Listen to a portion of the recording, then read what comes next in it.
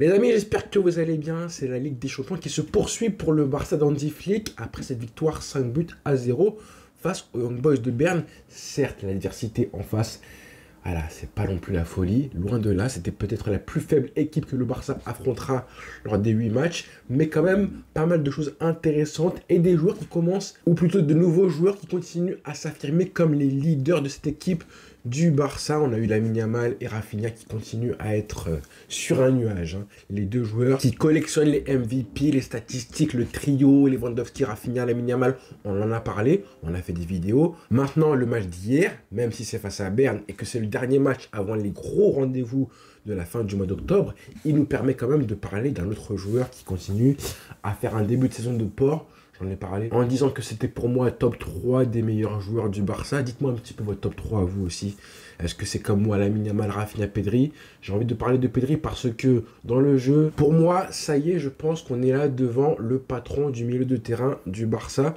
Lors de ses débuts de saison, ça fait maintenant des années qu'on le cherchait. On savait que ça pouvait être lui. Le talent, il a toujours eu en lui. On savait juste qu'il fallait qu'il progresse et qu'il soit débarrassé des blessures. Qu'il soit en bonne santé, on va croiser les doigts parce que c'est pas définitif. On ne sait jamais comment ça peut se passer.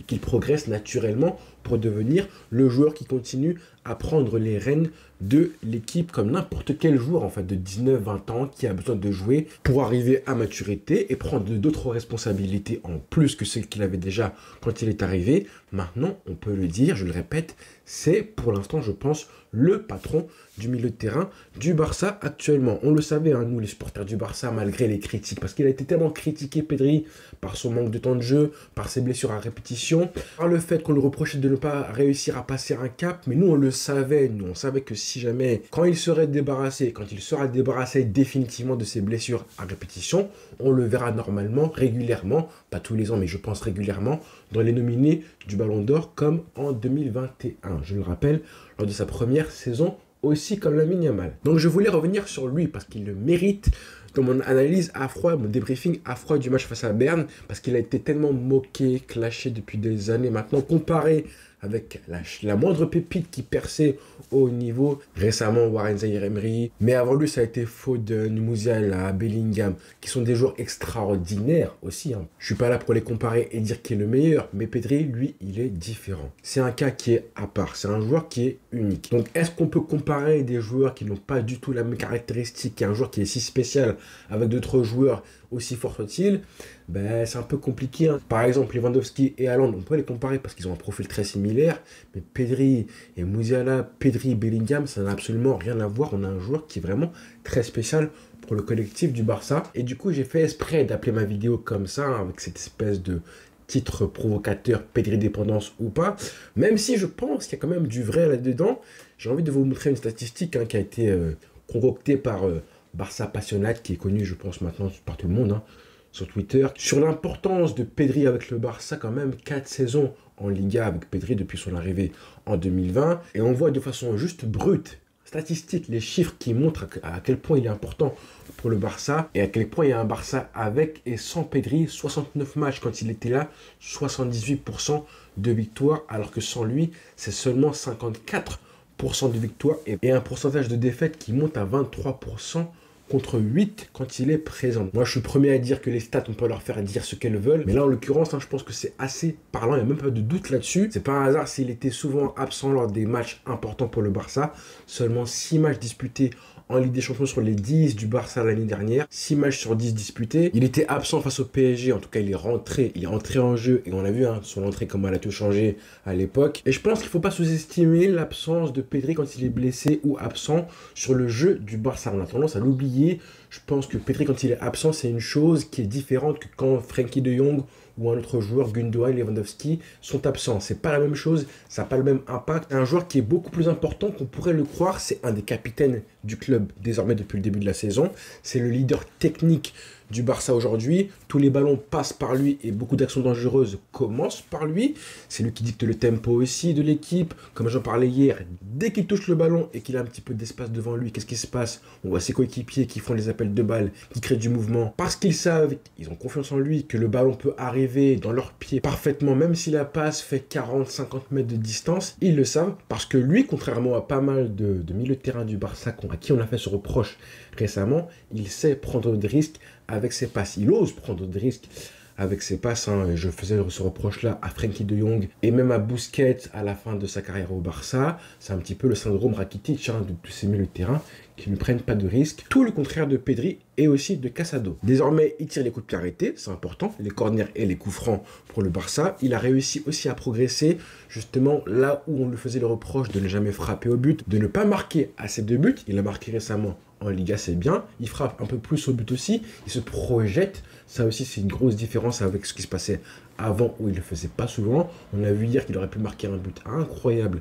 avec une feinte de corps, une frappe du gauche. Quand on voit un joueur qui, à la base, joue dans le double pivot au milieu de terrain, ce fameux poste de numéro 8, et ben quand il est placé comme ça alors qu'il est numéro 8, franchement, ça fait plaisir pour lui. Moi, j'ai envie de dire que Pedri, là, il est sur la saison où il va devenir un joueur confirmé. C'est un jeune joueur, c'est presque déjà le cas, en fait. Il a 21 ans, bientôt 22 ans, mais il est capitaine. Ça trompe un petit peu notre vision de la chose. Il est encore jeune. Mais comme il est là depuis 4 ans maintenant, qu'il est archi fort, qu'il est leader technique de l'équipe, bah, tu sais pas trop le classer. Est-ce que c'est un jeune joueur? Est-ce que c'est un joueur confirmé? Je pense qu'il est entre les deux. Normalement, ou plutôt habituellement en Ligue des Champions pour aller la gagner, les grandes équipes, qu'est-ce qu'elles font? Tu dois avoir dans l'effectif un mélange de, on va dire, des jeunes joueurs comme Lamine Yamal, comme Koubarsi, qui vont t'amener de la folie, de la fraîcheur, de la motivation, de l'insouciance. Il te faut aussi des joueurs confirmés, qui sont dans la fleur de l'âge, à leur prime, on va dire qu'ils ont 24, 25 ans minimum, confirmés, qui ne sont pas encore sur le déclin et qui sont les leaders sur le terrain. Et aussi, troisièmement, des joueurs d'expérience, des tauliers, j'ai envie de les appeler comme ça, qui sont là au club depuis très longtemps, ou tauliers parce qu'ils ont gagné beaucoup de trophées. On avait l'exemple parfait avec Gundogan l'année dernière. Ces joueurs-là, ce sont des tauliers sur le terrain comme dans le vestiaire, peu importe leur âge, 31 ans, 36 ans, comme Lewandowski. Au Barça, on n'a plus que 3 joueurs désormais qui ont gagné la LDC, à savoir Ter Stegen, Lewandowski et Christensen. Bon, Christensen, il est blessé, donc voilà, on n'en parle plus. Pareil pour Ter Stegen qui est mort à Koufi. Du coup, Lewandowski, en plus, je pourrais rajouter Inigo Martinez pour son expérience. Les joueurs confirmés, on a Rafinha, Frenkie de Jong, Dani Olmo et Koundé aussi. Le reste, c'est tout. Le reste, ce ne sont que des jeunes joueurs. Mais moi, Pedri, je le mets quand même un petit peu au-dessus de tous les autres. Titulaire indiscutable, je pense que c'est le premier nom que tu coches quand tu mets ton 11 de départ. Avec Lamine Yamal, je pense, c'est vraiment lui, devant Lewandowski, devant plein d'autres joueurs. Et peut-être même que la question du poste de Frenkie de Jong va commencer à se poser prochainement, à savoir où on les place tous les deux, voire tous les trois, parce que Casado quand même, ça commence à être très sérieux. On sent un Hansi Flick qui vraiment fait confiance à 1000% en son joueur, qui ressemble vraiment à Kimmich. On a vraiment le Kimmich d'Hansi Flick, comme beaucoup le disent. Donc pour l'instant, Frenkie de Jong, il est encore à court de rythme, il va revenir progressivement, monter en puissance. Et quand ce sera le cas, du coup, comment fera Hansi Flick? Est-ce qu'il va rester, prendre le risque de changer de système? Ça, j'y crois pas trop parce que ça marche très bien. Et tu changes pas un système pour un joueur comme Frenkie de Jong, vraiment pas. Alors que pour Pedri, on aurait, je pense, plutôt tendance à mettre un milieu de terrain, à bien entourer Pedri pour le protéger au maximum, qu'un Frenkie de Jong, mais c'est mon avis à moi. Quand tu vois comment ils sont complémentaires, Casado et Pedri, t'as pas envie de bousculer ça. Et on l'a payé cash à chaque fois qu'on a joué avec Eric Garcia à ce niveau-là. C'était pas la même chose. On l'a vu très très vite, même contre des petites équipes. Là, c'était Berne en plus, donc c'était pas la folie non plus. Il y a encore ce reproche, cette question, interrogation à savoir si Pedri, oui ou non, c'est un grand joueur face aux grosses équipes ou pas. Moi, j'ai envie de croire et de rappeler à tout le monde que Pedri, dans les gros matchs, il a souvent été très très bon. En tout cas, c'est pas du tout le genre de joueur dont le niveau a coulé lors d'un gros match. Au contraire, je trouve qu'il a été relativement à son niveau à chaque fois ou presque. Pas tout le temps. Ça lui est arrivé aussi de rater pas mal d'occasions franches dans des matchs déterminants et tout. Mais globalement, franchement, je trouve qu'il a été intéressant à chaque fois que le niveau s'est élevé. Et ce, dès la première saison. Rappelez-vous son match face au PSG, par exemple, en 2021, à l'extérieur, avec Messi à côté de lui. C'était un des joueurs qui vraiment surnageait et qui faisait briller le collectif de Ronald Koeman. Maintenant, il faut toujours garder en tête que c'est un joueur fragile. On le sait que niveau blessure, il n'a pas été épargné. Récemment, il a été absent. Certes, c'était pas de son fait, puisqu'elle a été blessée par Toni Kroos, mais attention à la prochaine blessure qui pourrait encore une fois retarder et repousser le moment où on a un Pedri qui joue à son meilleur niveau. Et là, je pense qu'il est à 100%. Maintenant, on veut que ça se prolonge et qu'il continue à s'amuser. Hier, Hansi Flick l'a sorti en cours de match très tôt et on était très contents parce que lui aussi n'a pas été ménagé correctement, j'ai envie de dire, depuis le début de saison. Là, ça a été fait hier. Lamine Yamal, pareil, même s'il a un petit peu boudé. Et Hansi Flick en a parlé en conférence de presse pour expliquer que justement, s'il a fait entrer Ansu Fati si tôt que ça en cours de match en remplacement de Pedri, poste pour poste, à ce moment-là, pendant je crois 5-10 minutes, ça montre qu'à ce moment-là du match, la priorité c'était de faire reposer Pedri le plus vite possible. Mais honnêtement, si vous ne faites pas sortir un joueur face à Berne en Ligue des Champions quand tu mènes 4-0, en fait, vous les faites sortir quand? Vous les reposez à quel moment? Pour quel match on se permettra ensuite de le garder au frais? Je voulais parler aussi de Lamine Yamal qui a tellement régalé hier par ses dribbles, ses mises à l'amende, je crée quelque chose, une action à partir de pas grand chose, je crée un décalage, une passe décisive, une situation, une occasion à partir d'un dribble qui part de lui et qui change du coup le cours de l'action. On en a vu des belles en plus, des dribbles comme ça où il est dos au but, il se retourne, la feinte de corps. D'ailleurs, je pense que celui-là, c'était Messi qui l'a inspiré. Et en tout cas, Messi le fait très très bien avec son pied gauche extérieur du pied. Et d'ailleurs, en parlant de Messi, si je peux donner un petit conseil à Lamine Yamal, je suis personne, mais bon, je me permets quand même de le faire. On ne sait jamais. Peut-être qu'un jour, si une personne lance le débat, à savoir moi, et qu'une deuxième en reparle, et une troisième, et que tout le monde ensuite se rend compte qu'il peut progresser à ce niveau-là de Lamine Yamal dans ses dribbles, et ça viendra peut-être à ses oreilles et à celles de son coach.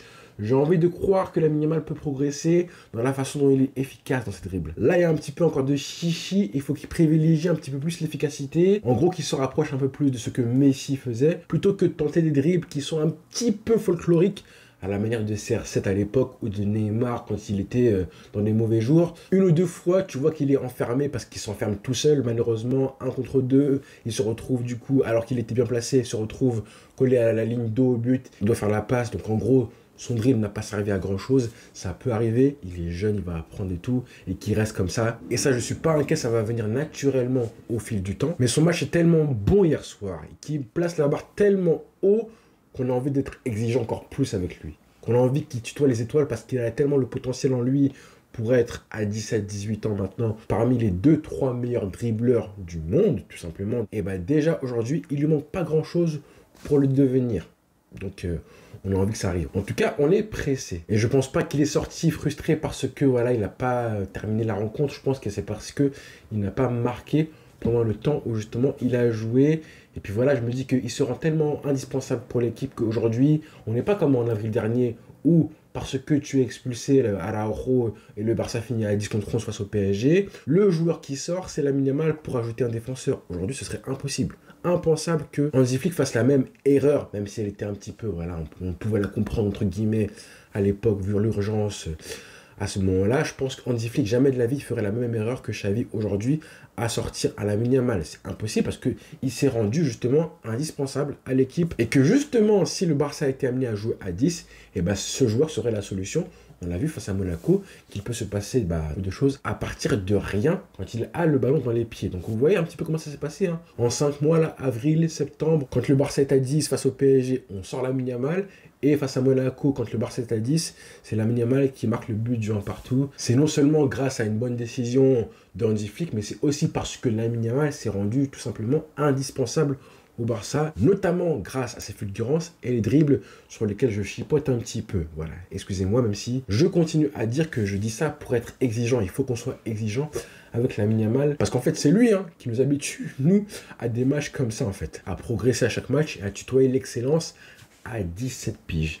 Donc voilà les frères, rendez-vous peut-être ce soir après le match du Real Madrid. Je ne sais pas quel match je vais regarder, parce qu'il y a aussi un match Aston Villa-Bayern Munich qui je pense sera intéressant et important aussi pour voir le visage du Bayern Munich à l'extérieur en Ligue des Champions avant le prochain match face au Barça. Donc rendez-vous très vite. D'ici là, évidemment, on s'abonne. Désolé pour ma voix, je pense que vous avez entendu que j'étais très malade. Déjà que j'ai une voix qui ne porte pas du tout assez fort, mais bon, j'ai fait ce que j'ai pu. On continue à suivre l'actualité du Barça, de Chesney qui devrait signer bientôt, j'espère, parce qu'on est pressé. Et maintenant, cap sur le prochain match en Liga avant la trêve internationale qui arrive du coup la semaine prochaine. Voilà les frères, bonne journée à tous et rendez-vous très vite. Ciao.